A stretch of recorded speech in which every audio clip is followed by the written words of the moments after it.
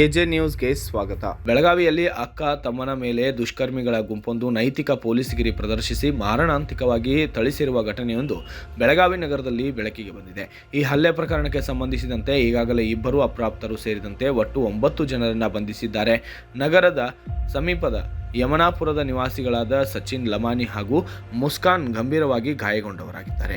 ಇಲ್ಲಿನ ರಾಮನಗರದ ವಡ್ಡರ ಚಾವಣಿಯ ಮೊಹಮ್ಮದ್ ಹುಸೇನ್ 22 ವರ್ಷದ ನೂರ್ ಅಹಮದ್ ಇನಾಮ್ದಾರ್, ಶಿವಾಜಿನಗರದ ಪಂಜೀಬಾಬಾದ್ ನಿವಾಸಿ 22 ವರ್ಷದ ಅತೀಫ್ ಅಹಮದ್ ಅಬ್ದುಲ್ ಮಜೀದ್ ಶೇಖ್, ಆಜಾದ್ ನಗರದ ಮೊಹಮ್ಮದ್ ಅಮನ್ ಗುಲಾಮ್ ಹುಸೇನ್ ಚಾಬು ಕಸವಾರ್, ರಾಮನಗರದ ಸೈಫ್ ಅಲಿ ನಸೀಂ ಮುಲ್ಲನಿ ಇಸ್ಮಾಯಿಲ್ ಮಗದುಮ್, ವೀರಭದ್ರನಗರದ ಉಮರ್ ಸಾದಿಕ್ ಬಡೇಗರ್, ಕ್ಯಾಂಪ್ ಪ್ರದೇಶದ ಮಾರ್ಕೆಟ್ ಸ್ಟ್ರೀಟ್ ಮರಿಹಾನ್ ಮೊಹಮ್ಮದ್ ಗೌಸ್ ರೋಟಿವಾಲೆ, ವೀರಭದ್ರನಗರದ ಅಜಾನ್ ಅಬೇದಿನ್ ಕಾಲಕುಂದ್ರಿ ಹಾಗೂ ಇಬ್ಬರು ಅಪ್ರಾಪ್ತರು ಸೇರಿದಂತೆ ಒಟ್ಟು 9 ಜನರನ್ನು ಬಂಧಿಸುವಲ್ಲಿ ಪೊಲೀಸರು ಸಫಲರಾಗಿದ್ದಾರೆ.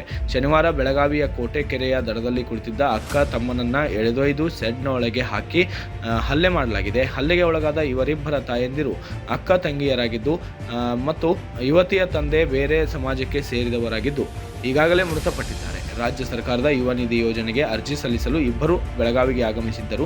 ಸರ್ವರ್ ಸಮಸ್ಯೆ ಇದೆ, ಮಧ್ಯಾಹ್ನ 3 ಗಂಟೆಗೆ ಬರುವಂತೆ ಸೇವಾ ಕೇಂದ್ರ ಸಿಬ್ಬಂದಿ ತಿಳಿಸಿದ್ದಾರೆ.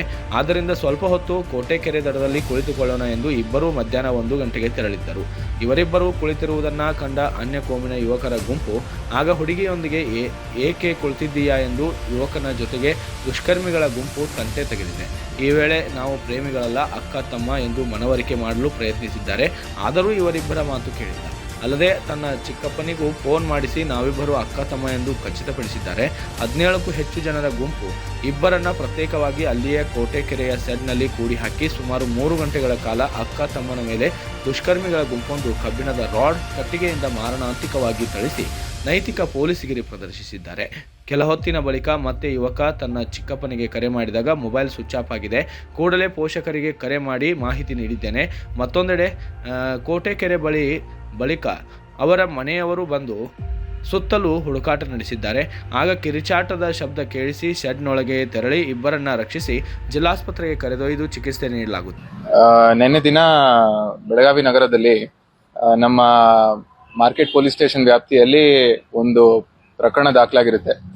ಈ ಪ್ರಕರಣದ ವಿಚಾರ ಏನು ಅಂತ ಹೇಳಿದ್ರೆ, ಒಂದು ಹುಡುಗ ಸಚಿನ್ ಲಮಾಣಿ ಅಂತ ಹೇಳಿ ಮತ್ತೆ ಅವನ ರಿಲೇಷನ್ ಆದಂತ ಮುಸ್ಕಾನ್ ಜೊತೆ ನಮ್ಮ ಕೋಟೆಕೆರೆ ಹತ್ರ ಬಂದಿರೋ ಸಮಯದಲ್ಲಿ ಒಂದಷ್ಟು ಜನ ಯುವಕರು ಅವ್ರ ಮೇಲೆ ಬಂದು ಹಲ್ಲೆ ನಡೆಸಿರ್ತಾರೆ.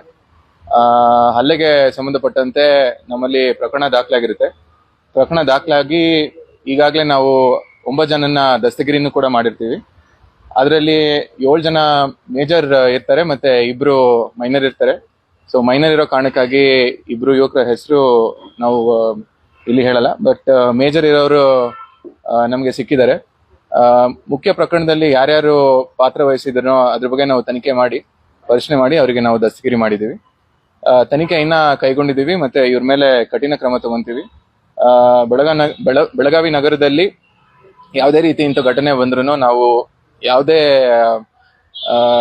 ಯಾವುದೇ ರೀತಿ ಕಂಡೋಲೆನ್ಸ್ ಇಲ್ಲದೆ ನಿರ್ದಾಕ್ಷಿಣ್ಯವಾಗಿ ನಾವು ಅವ್ರ ಮೇಲೆ ಕ್ರಮ ಜರುಗಿಸ್ತೀವಿ.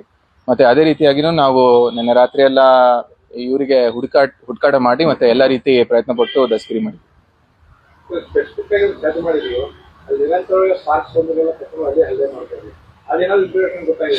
ಸೊ ಈಗ ಈಗಾಗಲೇ ಸ್ಪಾಟ್ನ ವಿಸಿಟ್ ಮಾಡಿದ್ದೀನಿ. ಸ್ಪಾಟ್ನ ವಿಸಿಟ್ ಮಾಡಿದ ಸಮಯದಲ್ಲಿ ನಾನು ಏನ್ ಕಂಡೆ ಅಂತ ಹೇಳಿದ್ರೆ, ಅಲ್ಲಿ ನಮ್ದು ಕಿಲ್ಲಕೆರೆ ಒಂದು ಪಾರ್ಕ್ ಇದೆ. ಪಾರ್ಕಿನ ಪಕ್ಕದಲ್ಲಿ ಒಂದು ಚಿಕ್ಕ ಮಾರ್ಗ ಇದೆ. ಮಾರ್ಗ ಪಕ್ಕದಲ್ಲಿ ಒಂದು ಮನೆ ಇದೆ. ಮನೆ ಎದುರುಗಡೆ ಒಂದು ಶೆಡ್ ಇದೆ. ಆ ಶೆಡ್ ಅಲ್ಲಿ ಕರ್ಕೊಂಡೋಗಿ ಹುಡುಗಿ ಮೇಲೆ ಹಲ್ಲೆ ಮಾಡಿದ್ದಾರೆ ಅಂತ ಹೇಳಿ ನಮ್ಗೆ ಮಾಹಿತಿ ಇದೆ. ಸೊ ನಾನು ನೋಡ್ಕೊಂಡ್ ಬಂದಿದ್ದೀನಿ. ಸೊ ಅಲ್ಲಿ ಫೆನ್ಸಿಂಗ್ ಕೊರತೆ ಇದೆ. ಸೊ ಈ ಒಂದು ನಿಟ್ಟಲ್ಲಿ ನಾವು ಕಾರ್ಪೊರೇಷನ್ ಅಥಾರಿಟಿಸ್ಗೂ ಬರಿತೀವಿ ಮತ್ತೆ ಮುಂದಿನ ದಿನಗಳಲ್ಲಿ ಅದನ್ನ ನಿರ್ಮಾಣ ಮಾಡ್ಬೇಕು ಅಂತ ಹೇಳ್ತೀವಿ. ಮತ್ತೆ ಮನೆ ಮಾಲೀಕಂದ ಏನಾನ ಪಾತ್ರ ಇದೆ ಅಂತ ಹೇಳಿ ನಾವು ಈಗಲೂ ಚೆಕ್ ಮಾಡ್ತಿದೀವಿ. ಚೆಕ್ ಮಾಡಿ ಏನನ್ನ ಕಂಡು ಬಂದ್ರೆ ಅವ್ರ ಮೇಲೂ ನಾವು ಕಠಿಣ ಕ್ರಮ ಜರುಗಿಸ್ತೀವಿ. ಎಲ್ಲ ಇಲ್ಲಿನವರು. ಈ ಕುರಿತು ನಗರದ ಪೊಲೀಸ್ ಠಾಣೆಯಲ್ಲಿ ಪ್ರಕರಣ ಕೂಡ ದಾಖಲಾಗಿದೆ.